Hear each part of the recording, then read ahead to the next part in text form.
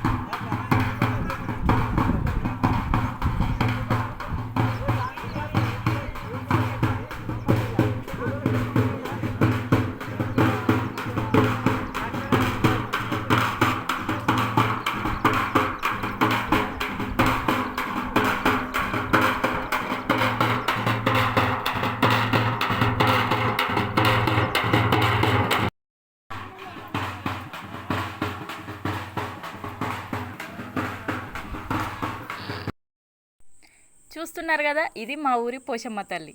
So విషయం ఏంది అని అంటే, ముక్కోటి దేవతల కంటే ముందు పోషవ తల్లులు అని చెప్పేసి అంటారు పెద్దలు. అట్లానే ఐటు ఊడింది అని అంటే మొట్టమొదటిసారిగా పోషవ తల్లులకు బోనం ఎత్తుతారు మా ఊరు ఆడపడుచులు.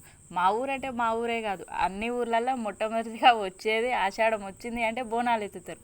కానీ మాకు ఫస్ట్ ఆషాఢానికి అంటే ముందే మా ఊర్లో పోషమ్మ బోనాలు ఉంటాయి. అందుకే మా వాడ మొత్తం కలిపి పోషవ తల్లికి బోనం ఎత్తుదామని చెప్పేసి ఒక ఏటపోతును పట్టుకొని పోషమ్మ దగ్గరికి వచ్చేసినాం. ఇంకా తల్లి చల్లగా చూసుకోవాలి అందరినీ. పోషమ్మ దగ్గరికి పోతున్నామంటే ఏం తీసుకుపోతారు? కళ్ళు, ఉల్లిగడ్డలు, తెల్లగళ్ళు, ఇవి మాత్రం బరాబర్ ఉండాలి ఫ్రెండ్స్, తప్పదు. ఇవి మాత్రం అస్సలు ఇడిచిపెట్టారు. అసలు పోషమ్మలకు పెట్టుకుంటున్నాము, ఆషాఢం వచ్చింది అని అంటే ఫస్ట్ ఉండేది సుక్క ముక్క.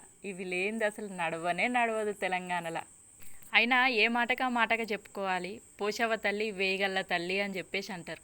ఎంతమందిలో ఉన్నా కూడా, పెద్ద పెద్ద గుంపులో ఉన్నా కూడా ఆ తల్లి కళ్ళు తెరిచి ఒక్కసారి తన కన్ను మన మీద పడింది అని అంటే ఎంతమందిలో ఉన్నామన్నది లెక్క కాదు. తల్లి చూపు మన మీద పడ్డదా లేదా, పడేదాకా మొక్కాల్సిందే తల్లికి. ఇంకో మాట కూడా అంటారు, పోషవ తల్లి ఇంటింటికి ఆడిబిడ్డ అట.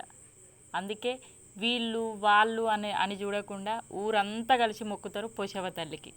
అందుకే అంటారు ముక్కోటి దేవతల కంటే ముందు పోషవ తల్లి అని ఎందుకు అంటారు అని అంటే, ఎంతమందికి ఎన్ని పెట్టినా కూడా ఇంటాడి బిడ్డను బాధ పెట్టొద్దు, ఫస్ట్ కానుక ఇంటాడి బిడ్డకి కట్నంగా పెట్టాలి. అది ఓడిపోతారా, రూపాయి పెడతారా, 2 రూపాయలు పెడతారా అన్న సంగతి పక్కకు పెడితే ఆడిబిడ్డను మాత్రం బాధ పెట్టొద్దు అని చెప్పేసి అంటారు. అది మనకు మంచిది కాదు అని కూడా అనుకుంటారు ప్రతి ఇంటి పెద్దలు. అందుకే పోషవ తల్లి ప్రతి ఇంటికి ఆడిబిడ్డ అని అంటారు.